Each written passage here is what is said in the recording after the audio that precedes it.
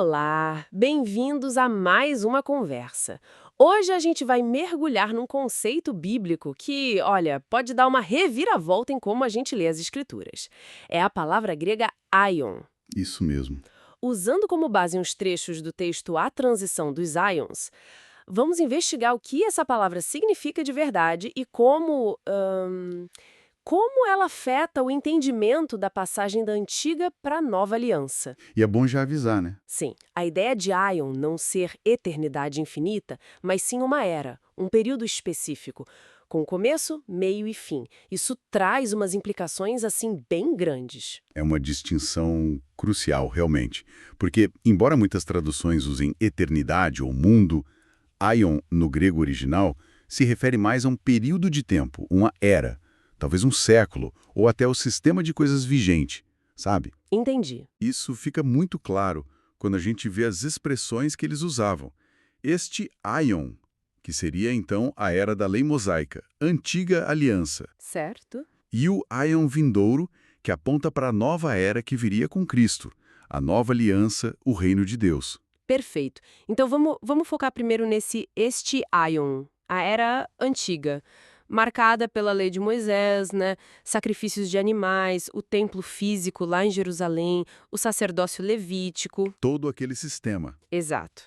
E as fontes que a gente tem aqui indicam que os escritores do primeiro século, eles viam o fim dessa era como algo iminente, certo? Algo bem próximo. Sim, totalmente.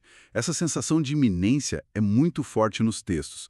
Por exemplo, lá em Mateus 24, a pergunta que os discípulos fazem sobre o fim do aion, ela está ligada diretamente à destruição do templo. Não é por acaso. Faz sentido. E Paulo, quando escreve aos Coríntios, ele afirma que os fins dos eões, no plural mesmo, já tinham chegado sobre eles, sobre aquela geração. Nossa. O autor de Hebreus também, ele coloca a manifestação de Cristo bem na consumação dos eões.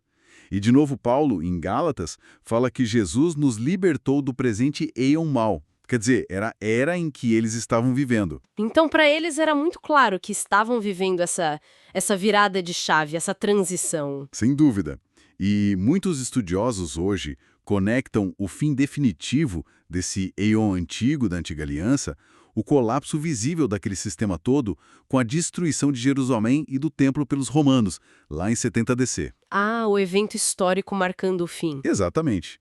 Teria sido a marca final daquela era específica. E aí, com o fim desse eon antigo, a gente tem a chegada do que eles chamavam de eon vindouro, A nova era. a nova era, que é descrita de um jeito bem diferente. É a era do reino de Deus, da nova criação, da nova Jerusalém, que nesse contexto é entendida como algo espiritual, não um lugar físico futuro. Entendi. É uma era definida pela graça, pela comunhão direta com Deus, pela promessa da vida eterna.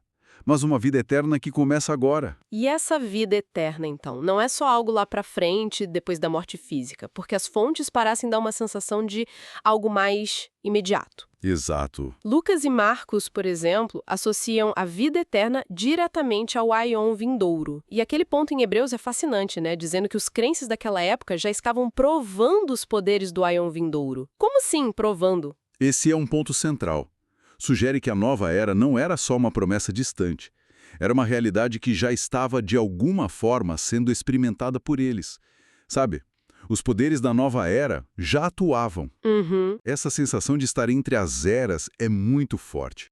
O próprio autor de Hebreus diz que a primeira aliança estava envelhecida, obsoleta, e olha a palavra, prestes a desaparecer. Prestes a desaparecer. E Pedro é ainda mais direto, 1 Pedro 4,7. O fim de todas as coisas está próximo.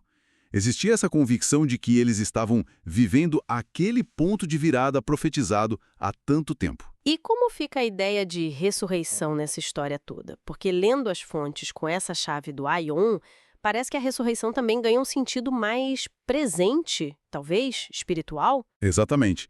Nesse contexto interpretativo que as fontes apresentam, a ressurreição parece ligada primariamente a essa entrada na vida eterna, no reino de Deus, que se tornou acessível com o aion vindouro. Ah. É vista como na passagem espiritual da morte que é a separação de Deus causada pelo pecado, para a vida, que é a comunhão com Ele através de Cristo.